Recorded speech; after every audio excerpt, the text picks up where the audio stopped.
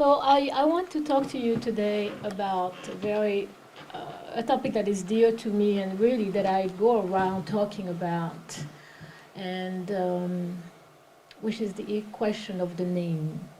You know, the name. Why do we have the names that we do? Why do we keep those names? What do they mean to us? Dr. Sade and I were in Cameroon. We just came back 2 weeks ago. And when we were there, we were told that the name Cameroon actually comes from a Portuguese word for shrimp. And so basically, the people who call themselves Cameroonians are calling themselves shrimp. I challenged them. I said, you know, there's a problem here. You cannot go around calling yourselves shrimp because the white people thought so little of you that this is the name that they gave you, and you've been independent supposedly for 50 years. There's a problem. So the question of the name, you know, what it does to us when we bear those names that somehow do not reflect who we are or who we should be or who we should want to be. Not Bantu shrimp, but really African people.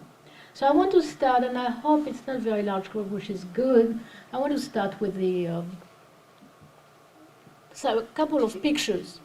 And I would like you to react to them and tell me what you think. So this is a picture of a Chinese man. He tells you, hi, I'm Chinese, and my name is David Smith. What do you think? You're shaking your head. Why are you shaking your head? That doesn't sound like Chinese to me. The name David Smith. So there's a problem, right? There's a disconnect. Yes. Here's a Chinese man, right, telling you that his name is David Smith, right? So we agree there's a problem. Because he's Chinese, he should have what? A Chinese name? A Chinese name. You sure about that? Well, This is a principle, right? You know I'm setting you up, right?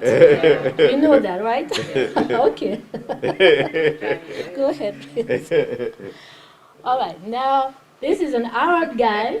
He's telling you, hi, I'm Saudi Arabian, and my name is Philip Davidson. There's a problem. First name's okay. No, it's not okay. If he's Arab, I know. No, that, he's Phil. I know. Well, you see, why it's No, you okay? get- Why is it okay? And why isn't it okay? Who thinks it's okay for this Arab man from Arabia, right, to have this European name, really, right? Go ahead. Now, this is an Indian woman. Sure. And she said that, hi, I'm Indian and my name is Sharon Pierce, right? What's the problem with that? Is there a problem with that? There may not be a problem, because if we look at the principle of self-determination, we have to look at the history. You just can't judge a book on its cover. So you have to peel it back and understand a little bit more about the history, and if there's any self-determination in that. You think she would be Indian and have a European name, and that could be an act of self-determination? We don't know. It's a But we question. know, that's the point. That's the point. We have to stop lying to ourselves. There was no self-determination in an Indian woman having a European name. If she has that name, it's because the British invaded, colonized her country. That's what it is. And brutalized her ancestors. And violated their conscience to the point where, you know, they would have those names. That's the truth. You know, Dr. Saz said, you know, I'm here. I take no prisoners. I have no time to waste with, you know, war, talking about the butchers and all that stuff. Let's just be honest about this. I know it's painful because, you know what? It's going to force us to ask ourselves, who are we? And it's a painful question to answer. What about that one? She's German, and her name is Olufemi Obatala. Olufemi is a Yoruba name, and so is Obatala. It's one of the divinities, right? So she's German, white German with blue eyes, totally melanin deprived, and she's telling you that her name, she has a Yoruba name, Olufemi Obatala. What's the problem? There's a problem, right? What is it? She's not African.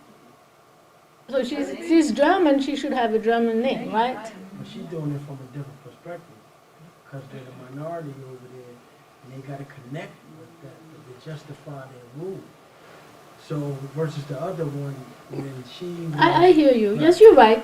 But I made that up. right. Okay, I made that up. So, her name is no but I'm making a point. I just want you to really see the disconnect That's right. and be shocked by it. This white girl, blonde, blue eyes, has an African name. Something is not right here. That's right. Something is not right. Next one. No, you went too fast. This is the white boy. He's French, and his name is Zan Li. Now he has a Chinese name. Now how can you be French and have a Chinese name? Yes. What if his mother's Chinese, or what if he Does it look like he has a Chinese mother? No, but I'm asking you. No, let's be real. Let's keep it real. Does it look like No, of he's mixed French. He looks ancestry? French. But at the same time, are we saying that we should always judge on the basis of how we look? No, I'm asking you. Does it look? You had no problem. You had no problem saying there's something wrong with a Chinese man having a white name, but now you're saying it's okay for a Frenchman. Yeah, it's okay for a Frenchman to have a Chinese name. That's not the case. I'm just not thinking out loud. That's all. So your point is what? Is that although he looks white, he could be Chinese. I'm just saying. So where? If the person comes from a certain place, do they have to have that name? If, for instance, in Philadelphia, everybody from West Philadelphia is black. Everybody from, Northeast Tioga is Spanish, and everybody in the suburbs is white. I mean, we should have more diversity. And this is 2015. It shouldn't just be, okay, you're black, stay over there. You're white, stay over there. It should be a diverse world at this point. Especially looking at social technology, everything is so interconnected. Even looking at the African saying Ubuntu, everything is interconnected. We should just be human. It shouldn't just be. Really? That's what you think? That's what. You know what? I don't want to be too harsh, but that's the type of discourse that defeated people hold. I've never heard white people say, let's just be human. No, they hold on to their names, they hold on to their culture, to their history, to their ancestors, their traditions, they impose them on other people. You said black people, Hispanics, and white people in Philadelphia. I bet you anything, most of them have European names. Where's the diversity here? I'm just saying. Where is it? That we should be living in it. I know where we are, but where we could be is somewhere a lot better than where we are. Yeah, that's what she's going to help us with. Yes, We're that's gonna exactly get my where point. I'm getting there. I'm still maintaining that there's a problem, in my opinion, with a Frenchman having a Chinese name. This suggests some type of disconnect as well. Something happened to him in his history that created disconnect between who he is. That's right. He's telling you he's French.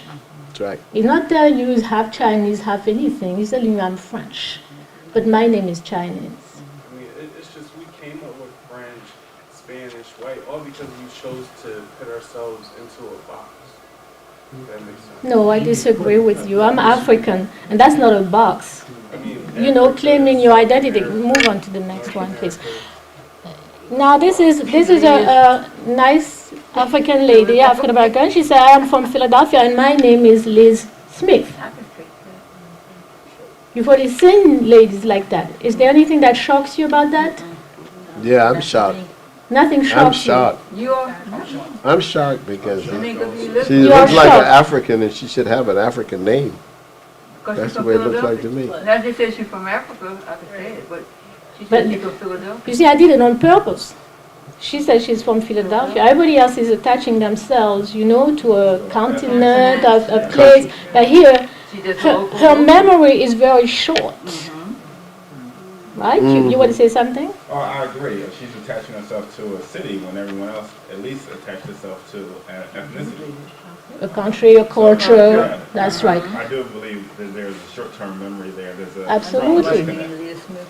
So why is it that it doesn't shock us, right, except for a few of us, that this young black woman, African, obviously of African ancestry, should have a European name? Because a lot of black people That's what we all do because of how we were oppressed. Okay, so why do we still have those names? Are we still oppressed? Who is oppressing us? Okay, all right, let's move on to the next one, please. And here is a brother. Hi, I'm from New York. My name is Bob Raven. Does that shock you? No, right? It does shock me. I find that unbearable. That's why we're having this conversation. I find it just as unbearable as I found strange and bizarre the Chinese man who had a European name. I find that shocking, right? If you're Chinese, you should have the name of your ancestors. If you are an African person, you should have the names of your ancestors. This is common, natural behavior. Unless something has happened to you, which you have not had the courage to correct. If you have kept making excuses for yourself to justify why you keep oppressing yourself, right? To me. So we will continue this discussion, but let me move on, all right? So what's my plan tonight? I want to talk to you about three main things. I want to talk first about the cultural meaning of naming in African culture, right, where we come from. Then I will talk about the violent, because it was violent, eruption, interference of alien and hostile forces in our lives. And here I'm talking about the Arabs and the whites, the Europeans, who came into our space in Africa and disrupted our lives, disrupted our traditions, right? And how they use naming to really suppress and oppress us. And the third aspect I want to discuss is, the continuation of this mental domination and cultural suppression in which we participate fully. Whether we agree or not with that, it's clear. The names that we give our children testifies to the fact that we participate in this oppression and suppression of ourselves. Right? You in? All right. So let's talk about the question of naming in African culture. Naming is taken extremely seriously by African people. Extremely seriously for no other reason that your name or a name can do or undo someone. So I identified three main functions of naming. What I call an integrative function, and it's a social function if you wish. Basically, when you receive a name, you become part of the community. Now this is extremely important because in Africa, the existence is first and foremost social existence. You do not exist simply because you came out of your mother's belly. You don't even exist yet. That's right. It's only when you have been introduced into the community, acknowledged by the community, that you start existing, what we call social existence.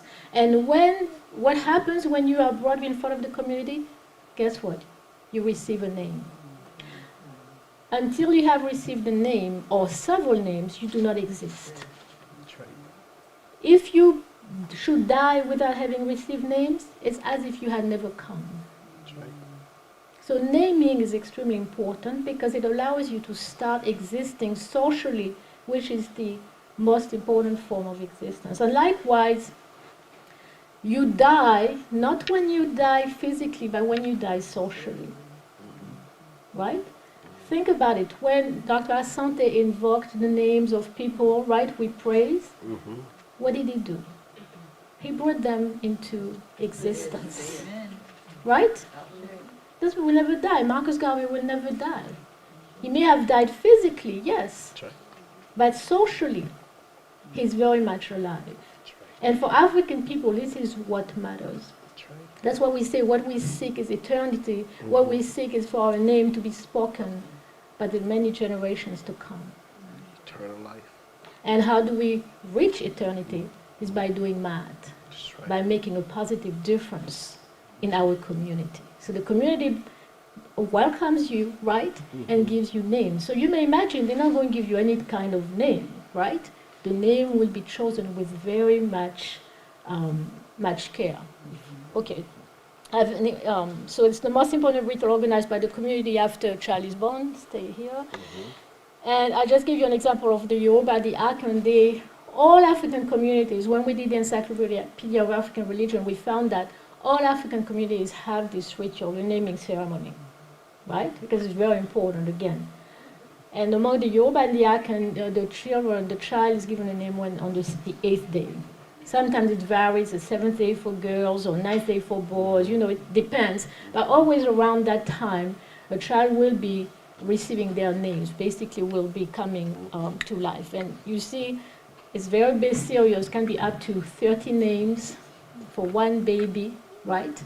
Where the community comes, there's a huge gathering, and the community comes and everybody brings a name to the child, right? And they're telling the child what they wish for him or her, right?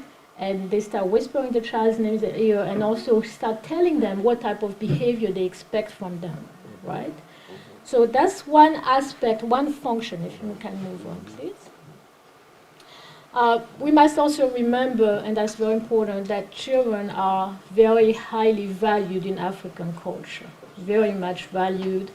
I have this nice picture I always like to share with children being the reward of life. They are treated with utmost respect. Let's go on, please.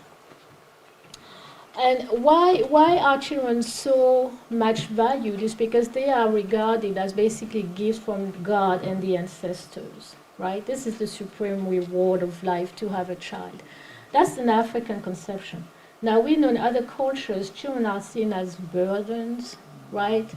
When people talk about having children, they say it costs too much, or we only have one, maybe two at the most. They start getting the calculator out to see how much it's going to cost them. That is really not an African idea. The more children, the better.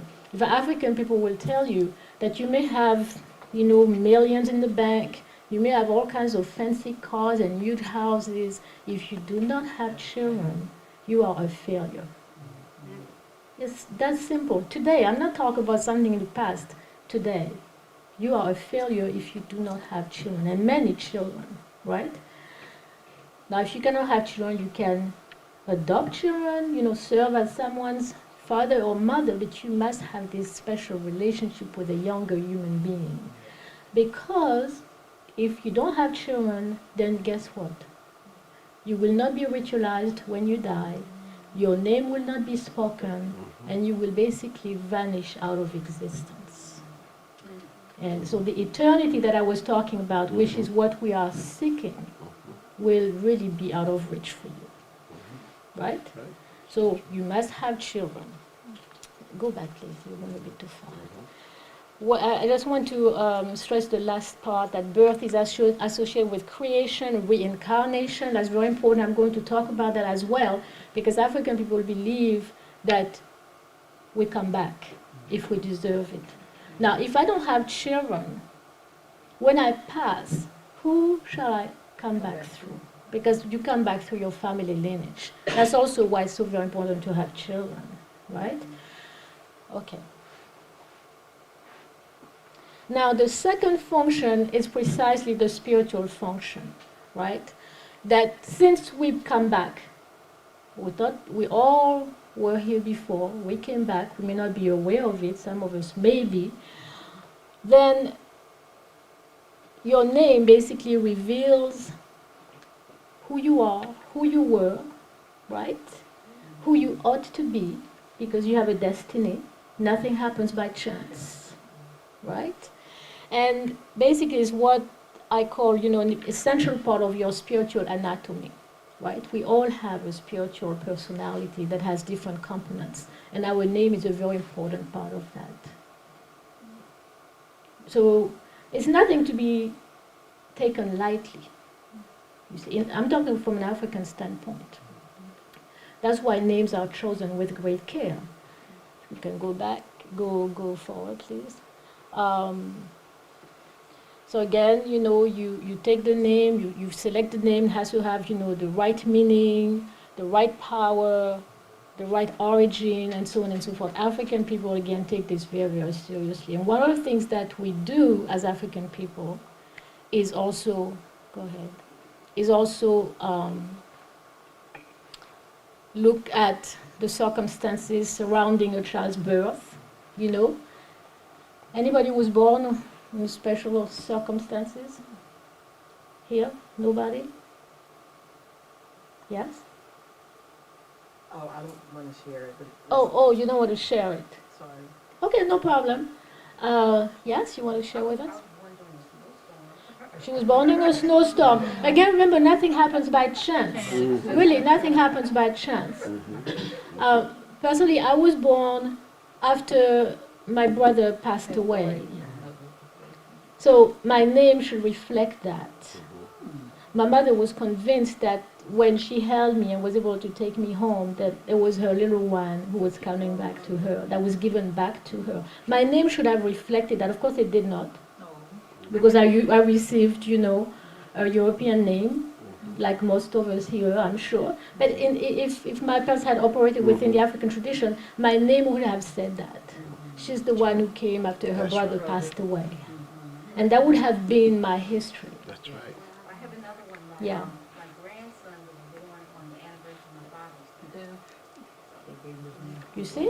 Your grandson was born, you see? In Africa, we say it's probably your grandfather coming back.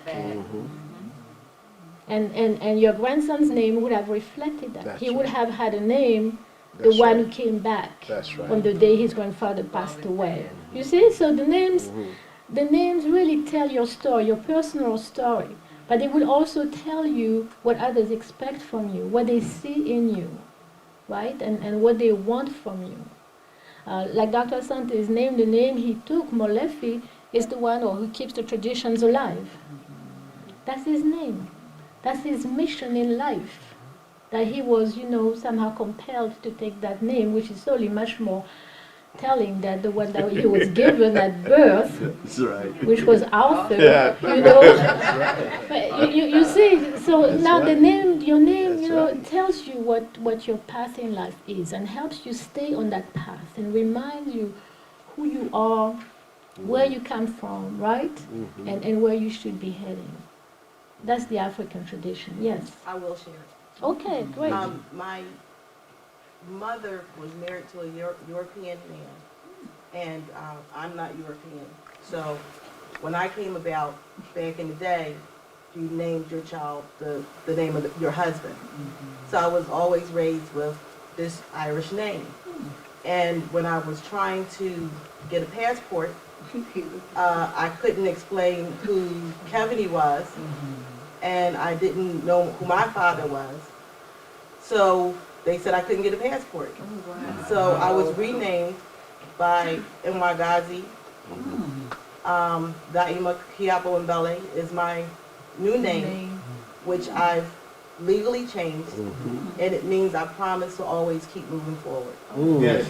Nice. That's good. That's nice. That's beautiful about African names. You see, they give you this sense of purpose, and history and depth, That's beautiful. So African names do that, and again, I gave you an example here. In Yoruba land, a child who was born out of, away from home would be called Tobunko, right? For example, the one who comes from the other side of the ocean, right? So again, it's your personal story, written in your name. Go ahead, please. Now also, I told you about reincarnation, which is very big. If they can find out whose spirit is reincarnated in you, then they would also say so. For example, Babatunde, father has come back. That could have been the name of your grandson. Or mother has come back would be Yetunde. You see? So again, and you know that. So imagine what it does for you as a child, right? Well, it really ties you very closely to your family. So yes, your father or grandfather may not be there anymore, but you are constantly reminded by your name that this is who you are. And that's profound spiritually. There's more to you than this one physical body. There's a long, long lineage right there that you carry and embody. You see, so spiritually, again, it's very profound. When you say I, it's not just your own self, but it's much, much greater than that, you know. All right, so they also will look at the birth sequence in the family, whether you were the first one, second one, last one, you know, whatever. Whether you were born after the death of another child, like in my case, like I told you, your name will say that story because nothing happens by chance.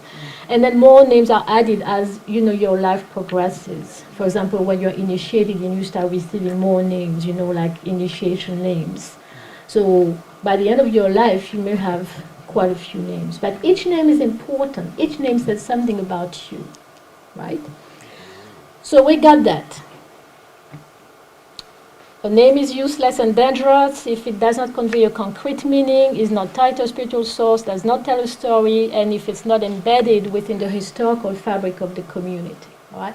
So no need to have such a name because the name doesn't relate to you. You can relate to the name. It's dangerous. You see that? That's the term they use. This is dangerous. Spiritually, it's dangerous for you to have the wrong name. It could really bring chaos into your life. Does that remind you of anything, anyone? Chaos in your life because you don't have the right name? Go ahead, please. Then the third function of naming, which I've identified, is the psychological function. And basically, your name basically structures you. It gives you structure. So it allows you to develop your sense of identity as a person. This is who I am. So parents, family, community, do give names to children to help them structure their being and have a sense of who they are, right? So these are the three main functions. Now, next please. We have some names. I just picked a few. Adisa, the one who comes to teach. Afolabi, the child with high status. Abidemi, born while father was away. You see, again, the circumstances. Akachi, the hand of God. Ekundayo, sorrow becomes joy. Enu, fifth born child. You know all the circumstances I was telling you about. And then Fulami, respect and honor me. So when I'm telling you my name is Fulami, I'm telling you must respect and honor me. Isn't that powerful? It is. It really is. My name is Fulami. And you understand the language, you know that's what it means. That's the name that I was given. Not to be treated like trash, not to be disrespected, not to be called names, not to be cursed out, but to be honored and respected. All right. Now let's move to the self-evident fact that I have here, which is basically that when we arrived here on these American shores, granted against our will, we had African names, right? We had African names. Of course we had African names. That's right. Remember, we get those names after 1 week or so. So we had African names. Right. We had, some of us had like 20, 30, 40 names. We had our African names that meant all those powerful things. Then what happened? What happened? I said unless we had Arab names, which had already been forced upon us, by Arabs who were in Africa, especially West Africa. All right? So what happens, of course, is something terrible. Please, let's move on. Go ahead.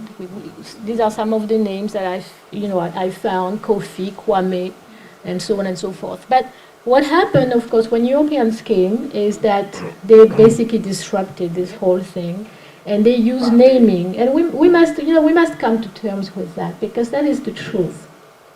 They used naming as a tool of mental and physical oppression and domination. They did. The first thing Christopher Columbus, the one that they insist discovered America, the first thing he did, he set foot for the first time in the Americas, in the Caribbean, in 1492. What was the date? October something? October 12th. October 12th, 1492. He gets to an island in the Caribbean called Guanahini, right? First thing the white man does, he said, no more of that. It's going to be called San Salvador. Now you have people who live there. That's the name they've given to the place. He said, forget that. No name. Now there's a new name, San Salvador. Then, I'm talking about my own country, Caracara. They say it's going to be called Guadalupe from now on. Martinique is Madinina is going to be called Martinique. Haiti is going to be called Saint-Domingue. So what they do is that they rename systematically everything, every place. Why do you think they do that? Power, What's behind this? control, Control and power. domination. Control, power, but it's also taking possession. When they name those places, they say these places belong to us. When they give us European names, what are they saying about us? You belong to us. Those Negroes belong to us. That's why we name them. Let's face it. If you go to the SPC and get yourself a new cat or dog, what are you going to do? Give them a name. This is my cat. This is my dog. Right? You name because you own. You own because you named. Next, please. No, go back. I'm sorry, I didn't know you had already moved. Right? I own you, therefore I name you. So you talk about ownership. Please understand that. We talk about ownership. I own you, therefore I name you, and I name you, therefore I own you. So whomever owns you, whomever names you, owns you. And whosever name you have owns you. Am I correct? Does that make sense? Is it logical? It's logical, yes. Makes sense. All right. Go ahead. And this is how Kofi became Paul. Right, Paul? Right, Paul. That's how you used to be Kofi. Now you are Paul. That's right. This is how Amma became Liz. That's right. You see that nice, sweet sister from Philadelphia? That's right. She used to be Amma. That's right. Amma is the name of a girl born on Saturday. It's also the one that God loves. That's what it means. But then she became Liz. That's how Kwame became Bob. You remember Bob Raven? Used to be Kwame. And Akosua became Laura. And I could go on and on and on and on. That's how we got those European names. Because we were defined as property of white people. And they therefore put their name on us to make sure everybody knew, including and starting with us, that we knew that they owned us and we belonged to them. Hi, I'm from Philadelphia. My name used to be Amma, and now I am Liz Smith, and I'm proud of it. Next. Okay. Hi, I'm from New York. My name used to be Kwame, and now I am Bob Raven. And pleased with it too. Right? So we have here a double process of cultural suppression and conversion. The suppression is that when they take your name away, your African name, they basically try to obliterate your original identity. You no longer have those Africans' names. Yes? What is it? I just want to mention that.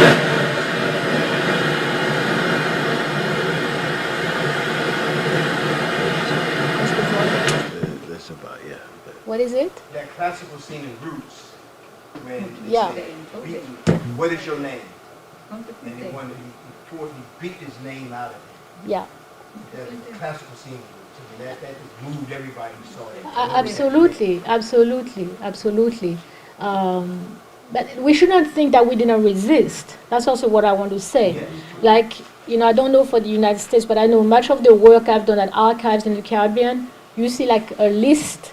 So there's the name, the European name that the enslaved African had, but they also, next to in parentheses, the white people had to still put their African name because these are the names that they used amongst themselves. So on the plantations. And even enslaved Africans who were born in the Caribbean still received African names, right? But with time and us losing touch with, our ancestors, then we started, accepting those European names as being normal for us. But they are not normal. They're really not normal. Those names come from a violent situation, a violent imposition. We have also what happens through the renaming, the denaming and the renaming, is that the ties, with our original community basically become broken. And I would give you an example. When I was in Benin about 10 years ago, they took us to a place, because Benin was a major port from where the Africans left. And they showed us a tree, and they said, this is the tree, what they call it, of forgetness. So before they would get us on the ship, they would have us go around that tree 7 times. And they said that after we were done, after the 7th time, we had forgotten who we were, we had forgotten our names. So already in Africa, they were trying to get us to forget where we came from and who we were. And we got on the ship, we got to the plantation, and then they would give us a European name. Yes. The conversion is that now that they've tried to take away from you who you were, who you are, they're going to try to make you into another being. And what type of being do they want to make you into? They want to make you into a slave. Like Dr. Asante often says, slaves are not born, slaves are made. The naming, the imposition of a European name is a major part of the making of the slave process. We cannot underestimate that. That's right. So, Sorry. go back, please. Sorry. And what community are they attaching you to now? They've cut you off from your African community. Now they're inserting you, integrating you into a slave community. Right? And that's why we have people who write about the slave community, slave religion, slave whatever, slave family, as if that meant anything. These now people have accepted, right, this European reconstruction of African people to serve, of course, European interests, because we're supposed to participate, in this whole enslavement. Go ahead. Now, the conversion process, I want you to understand, is a global one. Where Europeans have defined us as being savage, and so they're going to civilize us. They said that we are animals, so they're going to allow us, by becoming close to them, to become human. They say we don't have any language, we just use grunts, and now they're going to teach us how to speak, really, so we have to speak their language. They say we are ugly, so if we become like them, then we'll become beautiful. They say we're gross, they're so sophisticated, refined. They say we don't have any religion, but we have superstitions and sorcery, so they're going to give us Christianity and save us. They say we have ugly, kinky hair, and so it should be straight, so they're going to give us hot combs and all kinds of chemicals to help us, get rid of that wild stuff we were born with. And they say we have African names and we need to have European names, and then our dark skin needs to become lighter like theirs, although theirs again is an abnormality. But it's all part of the bluff, because this is nothing but bluff. This is bluff. This is really bluff. We know that. We have enough information to know this is all bluff. We know the African people started civilization. We know all that. We know that, right?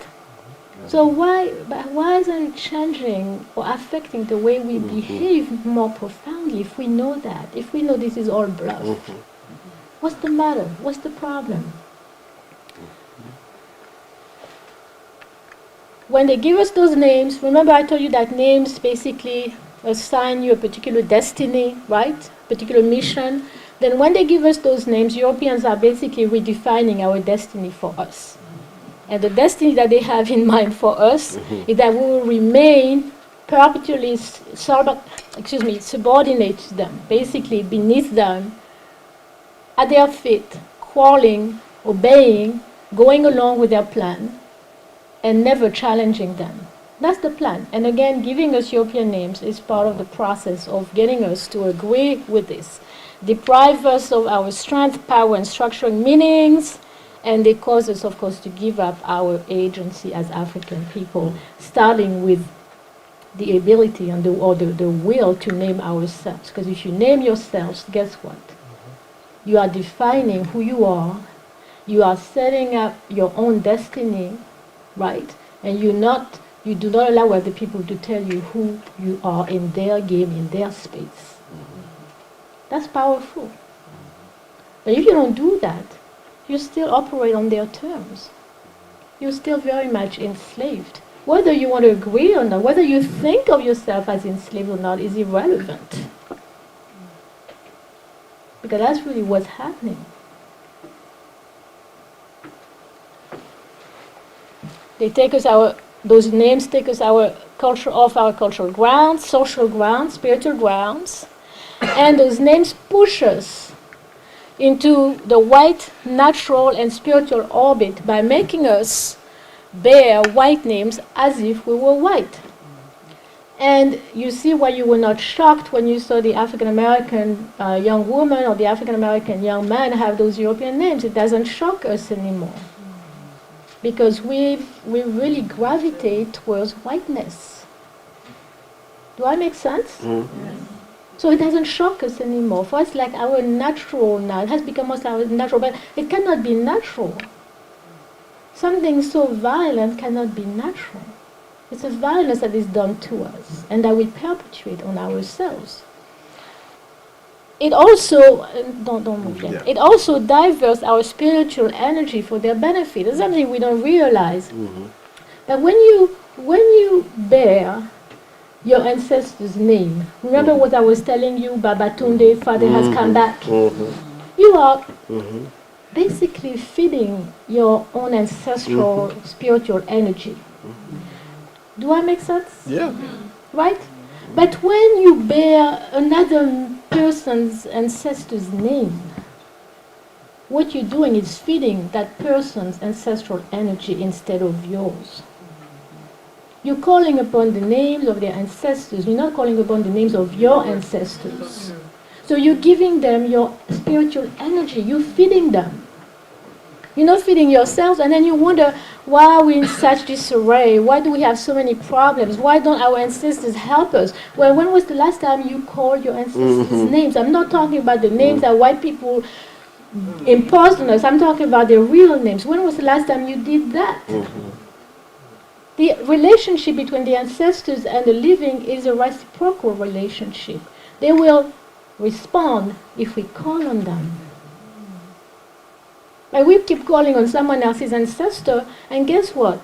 If those white people who are around today don't like us, you think the ancestors liked us anymore? You think they wish us good? Aren't these people, in fact, those who enslaved our own ancestors? That's right. So what makes you think that today they would want you to see, they would want to see you succeed? Does that make sense? The people who lynched us, I won't call their name, but when every time I call my daughter Liz or whatever, Mary, I'm calling some white racist woman. It doesn't make sense to me. It doesn't. Does it make sense to you? No. So why do we keep doing this then? Why do we keep calling their ancestors' names? I'm asking you, this is not a rhetorical question, it's a very serious question, one I have been wrestling with. Why are we doing this to ourselves?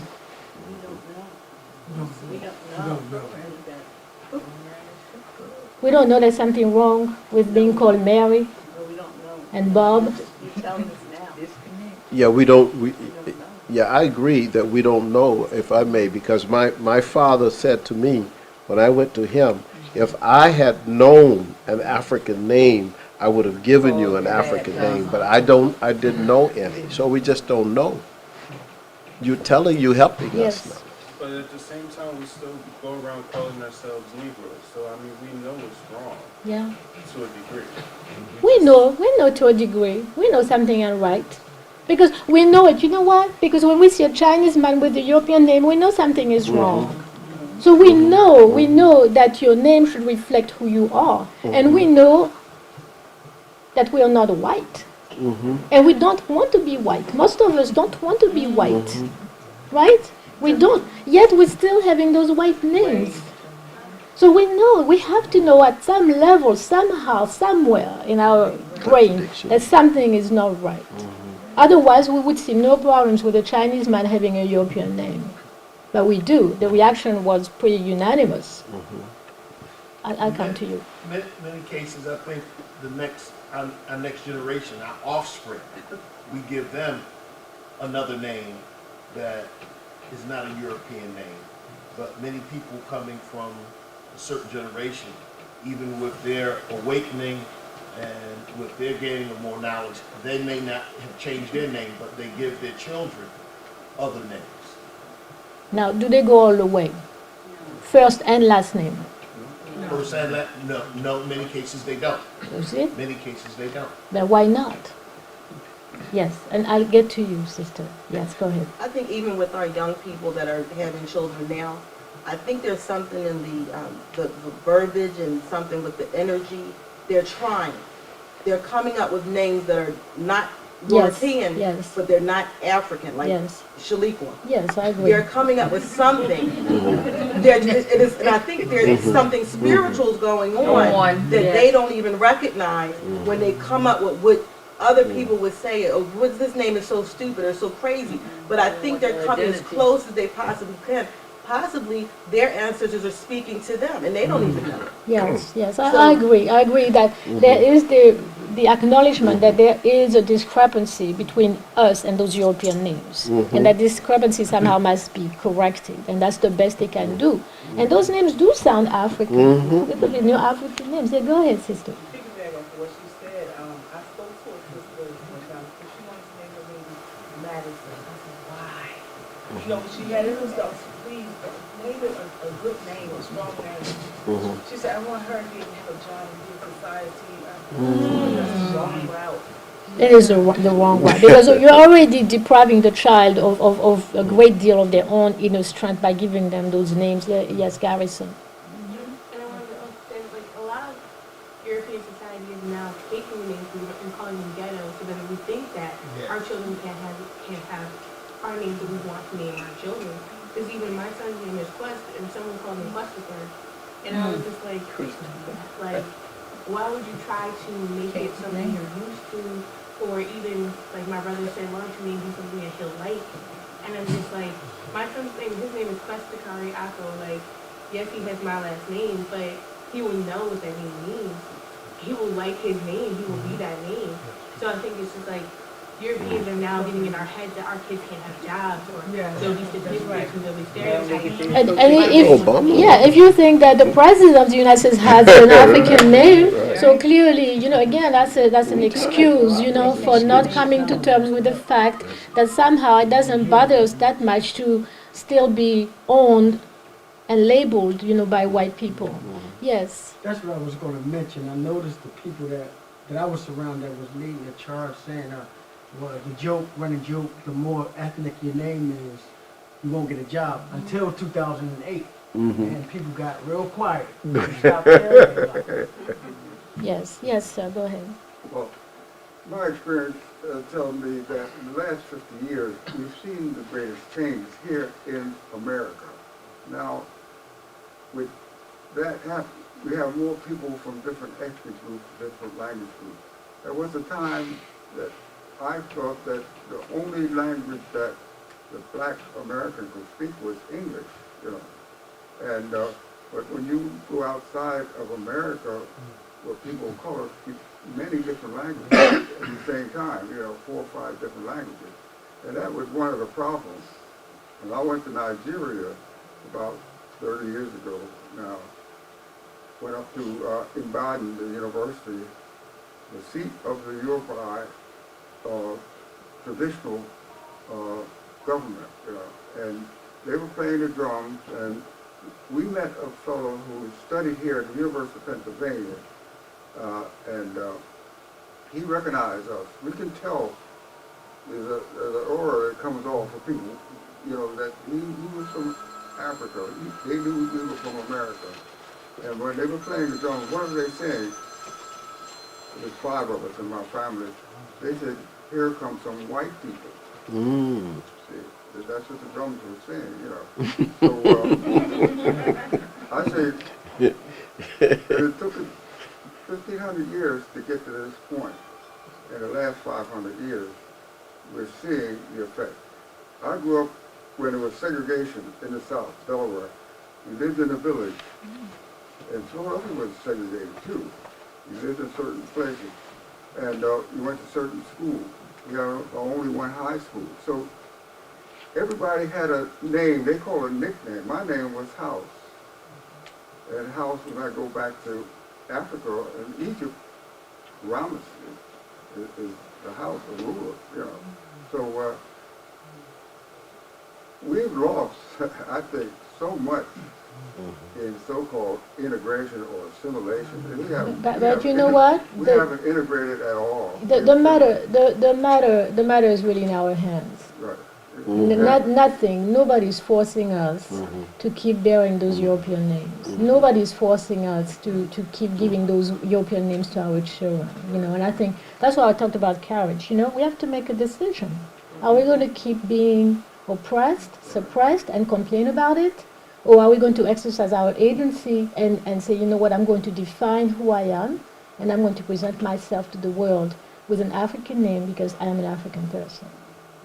I'm not going to take that away, that power away from the white people, which is tremendous power. Remember how much importance they attach to that. And in the United States, you know, people are very, very fortunate because you can change your name legally. You know, it's pretty easy.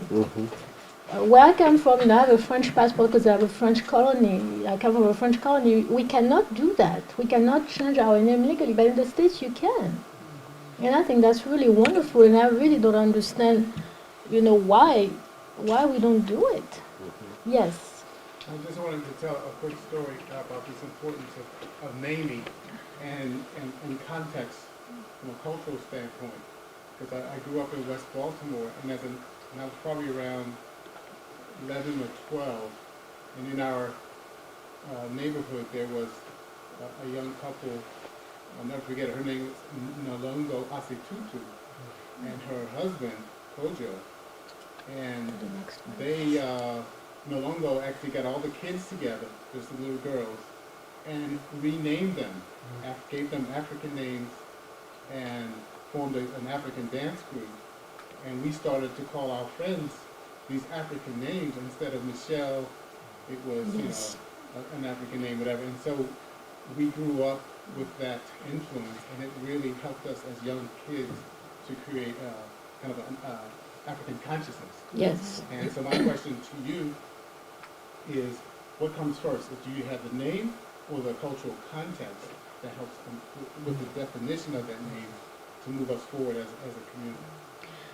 What comes first, the name or the cultural context? I would imagine you would have to have some cultural context first. And see, that's what they kind of gave us. They gave us, you know, sort of the dancing, the traditions. In fact, her husband would run around the neighborhood carrying the African flag, and say, and we would run behind him, and we would chant, "Free the land," and run throughout our neighborhood. And, you know, as little kids, and then we really didn't understand totally what he was doing. We knew that he was a strong black man, and his wife was a strong black sister, and he had a lot of children in the neighborhood, and they were very culturally conscious. And that memory, you know, stayed with me today, and that was probably the earliest influence of African culture on me and that community in the ghetto of West Baltimore. Yes, but I think even if you don't have the cultural context, you should definitely get the name though, because the name first will take you off the white orbit, you know, and place you in an African orbit, and hopefully that will help you then find the cultural context that you may be missing. But you really need to start somewhere. And the part two of that, because I did have a son, and my son, I wanted to honor one of my ancestors, whose name is Paul. And so, how do we manage honoring the ancestor who was somewhat victimized by the naming European name, and including that with the next generation going forward? We have to come to terms with the fact that those names cannot be our ancestors' true names. Sure. You know, because these were not names that were passed on to them in any natural, historical, cultural sense. They were imposed on us. When I, you know, changed my name back home, people were saying to me, well, but you're rejecting your father's name. And I said, I'm not rejecting my father's name. He never gave me that name. It just passed on to me what the white man imposed on his ancestors, right? So I didn't feel I was betraying anybody. In fact, I felt I was honoring and respecting my ancestors by going back to an African name. You see? That I was not content to think of them as, slaves, but I went beyond that and found who they truly were in their African humanity. You see? And I honored that. So any African name would work better for us than any European name. I'm sure about that. Yes. Yes. My name is Sudi Lumumba, and it's my legal name for some 27 years Good. now. Yeah, I once had a slave name as well. My question is this. While we talk about slave names coming from the Europeans, what about the Arab names that was imposed upon us? We dance around that. So Absolutely, you're right. It's the same. that? It is the same issue. The same issue. Those names, again, result from a violent imposition and denial of African identity. It's the same process that we're talking about. I'm glad you bring it up because I find just as problematic as a black man would call himself Bob, it's just as problematic as a black man who calls himself Muhammad. Because, again, we're talking about Arab nationalism, that, if you're going to be a Muslim, you have to take on an Arab name, go to Mecca, that's going to be your holy place, and you have to learn to read the Quran, their sacred text in Arabic. So, again, we talk about some serious cultural imposition. And some of us think that we're doing really something great by taking on Arab names, but we're really not. The bottom line is, let's go back home, and our home is Africa. That's right. And there are plenty of beautiful, powerful African names that will give us strength and power and structure us in a way that will allow us to walk with our head up and not, as some copies of people who despise us. I want to remind you that in Arabic, the words that means black, abd, also means slave. That's right. So if we think that we're doing ourselves a great favor by bearing an Arab name, we need to rethink that. Yes, sir. How much does it cost to get your name changed? Is it more important to get your names changed through a process of being like an African tribal leader or someone who's going to school or something? It's interesting. Why don't we move to the next one? I think I have it. I just did it last year. It doesn't have to be that expensive. Mine was $250, but that was a long time ago. No, it doesn't have. If you do it yourself, it's not that expensive. You can do it yourself. Really, it's not that expensive. But you're right. I hear your question. I think both are important. You seal the matter. Okay, this is my name, my legal name, on my passport, everything will have that name. It's important. And the second thing, which is also important, is that you must receive that name in a communal context. Because remember what I talked about, the naming ceremony, right? That the child is given names by the community. You don't just name yourself. You should be named by your community. So that's important. Of course, we are in a not our normal, regular, circumstances. But we do have, in the next one, if you wish, we do have at Afrocentricity International, we started that 7 years ago, a name changing ceremony, which is a community ceremony that we do, and we do it all over the world. We basically organize a ritual. Dina in Chiluba means name, and we give those who want a new name to be, we announce their new name to the community. So if some of you are interested, we can definitely do one here in Philadelphia. That's part of our Afrocentricity International rituals to restructure ourselves into African people. Yes, you want to say something? Yes. My legal name now is Abdullah Umar Muhammad. And I received that name about 1974. when I lived in Miami in 1990, studied with the Yoruba community there. And went through initiation. I received the name of Odutayo Oyeyemi Ade. And, but getting back to the Islamic name, the history that I've studied of Africa, the Europeans changed the maps. And Arabia at one time was part of Africa. And the original Muslims were black. It was the Turks, the white Caucasians that came out of Asia Minor that dominated Islam after a period of time. And that's where we ran into this problem. Those are the people that went into Africa and enslaved and oppressed the people. But the black Muslims, before they dominated Islam, there was no problem. There was cohesiveness. From my state. Yes, I really have to take issue with this. Islam was started by an Arab man by the name of Muhammad. Was it 632? 621. 621? 21. He did it really because, it's my understanding, he was trying to really bring his people together. So he was interested in strengthening his people, his Arab people. And so Islam, like any religion really, is based on the deification, the making sacred of Arab people,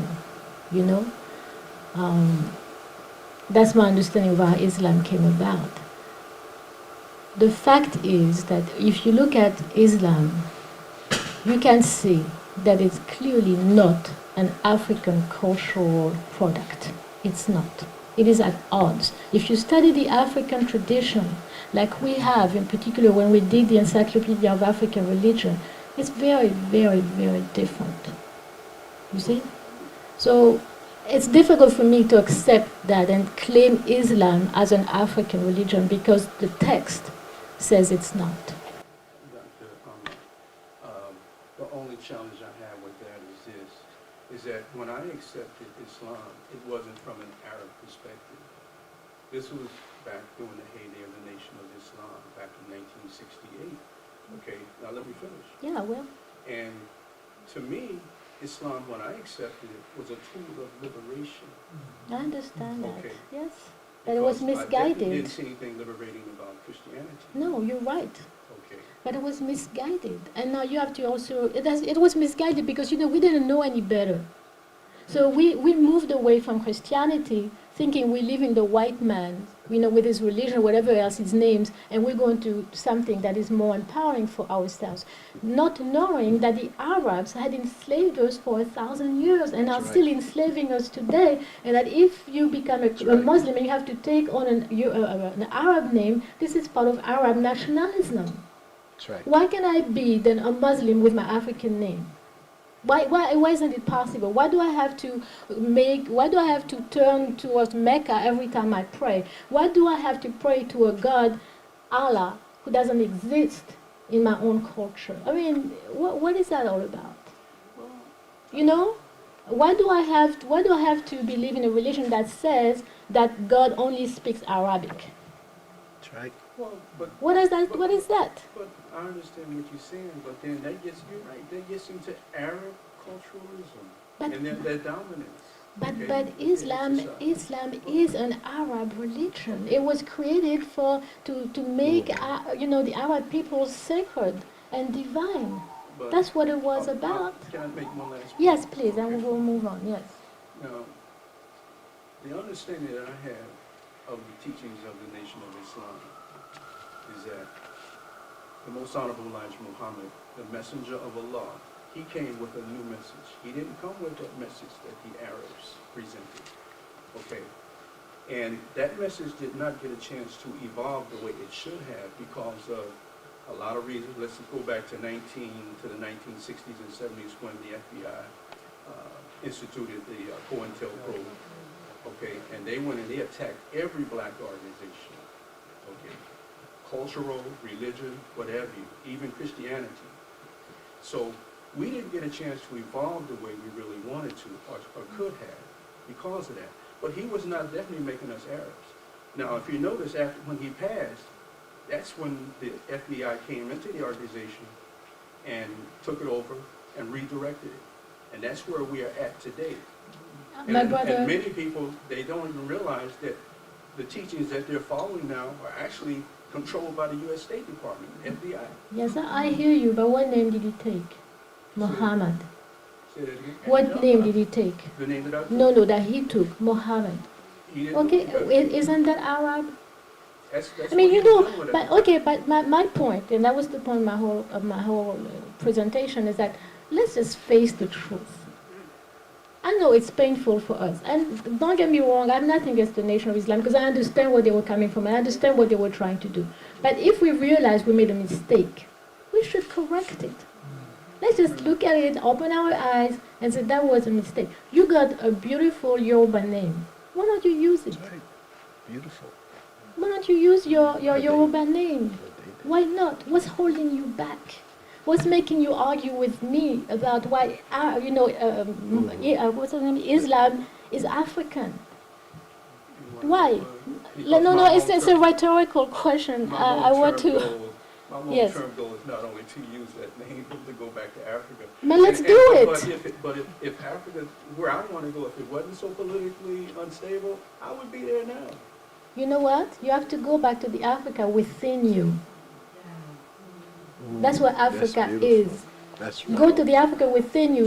Use that name. Change that Arab name. Take on an African name, and you will find a place for you in Africa. But you have to find Africa within yourself. You have to accept it. You have to embrace it. You have to love it. You have to live it. You have to dream it. That's right. You have to want it. That's beautiful.